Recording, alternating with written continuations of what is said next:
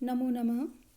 मैं डॉक्टर मधु शर्मा, सहायक आचार्य संस्कृत, राजकीय कन्या महाविद्यालय 12, BA द्वितीय वर्ष के द्वितीय प्रश्न पत्र में हम वैदिक साहित्य का अध्ययन कर रहे हैं।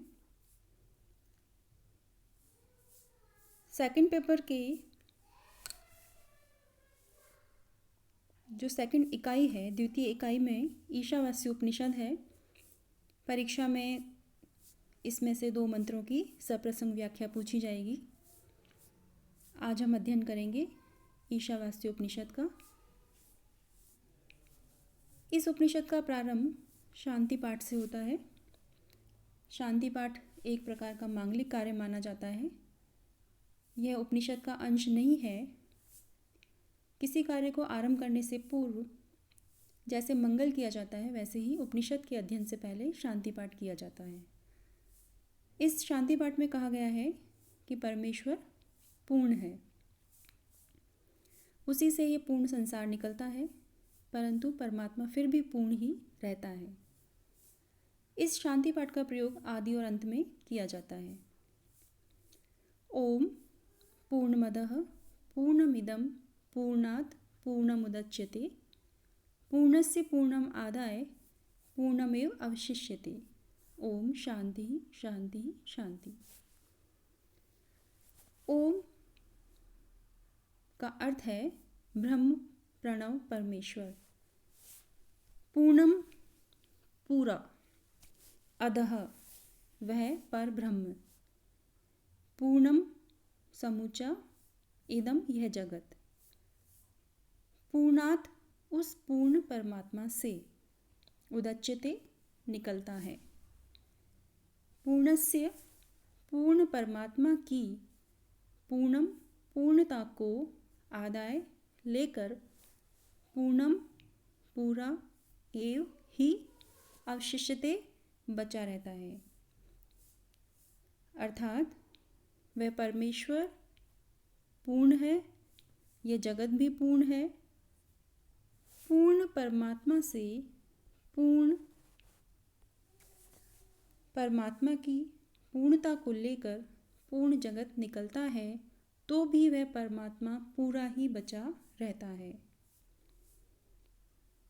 अर्थात परमेश्वर पूर्ण है, उसी से यह पूर्ण संसार निकलता है, परंतु परमात्मा फिर भी पूर्ण ही रहता है। ओम शांति शांति शांति अर्थात ईश्वर आदि भौतिक, आदि दैविक, आध्यात्मिक दुखों से हमारी रक्षा करे। इस शांति पाठ के प्रारंभ में आया हुआ ओम शब्द परम तत्व का वाचक है। यही परम तत्व और मंत्रराज माना जाता है। इससे ज्ञात होता है कि सर्वप्रथम अपने कल्याण के लिए इसी मंत्र का उच्चारण तथा ध्यान करना चाहिए। सामान्यतः इसमें जो अदस आया है और इदम आया है, द्युलोक और पृथ्वीलोक का बोध होता है, किंतु यहाँ पर अधः का तात्पर्य है ईश्वर, इदम का तात्पर्य है ब्रह्मांड। वह सच्चिदानंद परब्रह्म परमात्मा सदैव प्रत्येक दिशा में परिपूर्ण है। यह चराचर जगत भी उस परमात्मा से पूर्ण ही है, क्योंकि यह परिपूर्ण अर्थात व्यापक स्वरूप जगत उस परिपूर्ण परब्रह्म से ही उत्पन्न हुआ है। इस प्रकार उस सर्वव्यापी परब्रह्म परमात्मा की पूर्णता से ही यह अखिल भूमंडल व्याप्त है। अतः यह निर्विवाद स्पष्ट हो जाता है कि वह परब्रह्म परमात्मा सर्वतः परिपूर्ण है। उस पूर्ण ब्रह्म परमात्मा में से यदि पूर्ण तत्व निकाल भी लिया जाए, तो वह असीम सत्ता जन्य व्यापक परब्रह्म पूर्ण शेष रहता है। ब्रह्म पूर्ण है, सर्वत्र भरा हुआ है, जैसे समुद्र भरा रहता है। पूर्ण समुद्र में से कितना भी जल भाप बनकर निकल जाए, किंतु उस समुद्र के जल में कोई कमी नहीं रहती। विज्ञान भी यही कहता है कि संसार की जितनी भी शक्ति है, ऊष्मा है, वो खर्च हो जाए तो भी पूरी शक्ति में कमी नहीं होती। गणित शास्त्र का नियम भी यही कहता है कि यदि शून्य में से शून्य को जोड़िए तो शून्य ही होता है, और शून्य से शून्य को निकालिए तब भी शून्य शेष रहता है। ब्रह्म पूर्ण व्यापक और चैतन्य है, न्याय शास्त्र के अनुसार कारण से कार्य होता है और कारण का गुण कार्य में रहता है। इस न्याय से भी उस पूर्ण ब्रह्म से यह जगत निकलता है तो भी पूर्ण ही रह जाता है। यह अंत में 3 बार शांति शब्द आया है। इसका तात्पर्य है शारीरिक, मानसिक और आदि दैविक इन 3 प्रकार के संताप की शांति। इसका आशय है कि हमारा जो जीवन है वो स्नेह से हरा भरा रहे। दैविक और भौतिक जो पीड़ाएं हैं वो हमें उनसे हमारी रक्षा हो। परीक्षा में जब हम व्याख्या करते हैं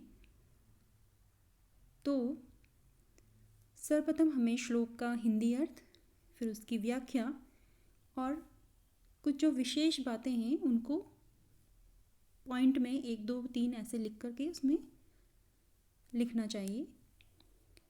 उसके बाद व्याकरणात्मक टिप्पणी भी लिखनी चाहिए। जैसे यहाँ पर अधः शब्द आया है तो अदस नपुंसकलिंग है, प्रथमा विभक्ति एकवचन। इदम नपुंसकलिंग, प्रथमा विभक्ति एकवचन। पूर्णात पूर्ण, पंचमी विभक्ति एकवचन। उदच्यते, उद धातु अच कर्मवाच्य लट लकार प्रथम पुरुष एकवचन। आदाय, आ उपसर्ग, दा धातु ल्यप प्रत्यय। इसी प्रकार है अवशिष्यते, अव शिष धातु कर्मवाच्य लट लकार प्रथम पुरुष एकवचन। ये व्याकरणात्मक टिप्पणी है।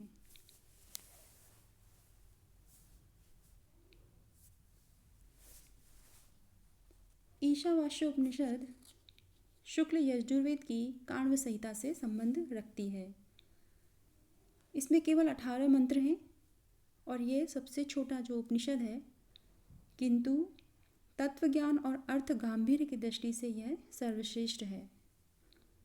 इसमें सरल व रोचक शैली द्वारा ईश्वर, जीव और सृष्टिगत सुखों का संक्षेप में विवेचन किया गया है। तो यहाँ पर हमने सर्वप्रथम शांति पाठ, जिसे हम मंगलाचरण भी कहते हैं, उसका हमने यहाँ पर अध्ययन किया है।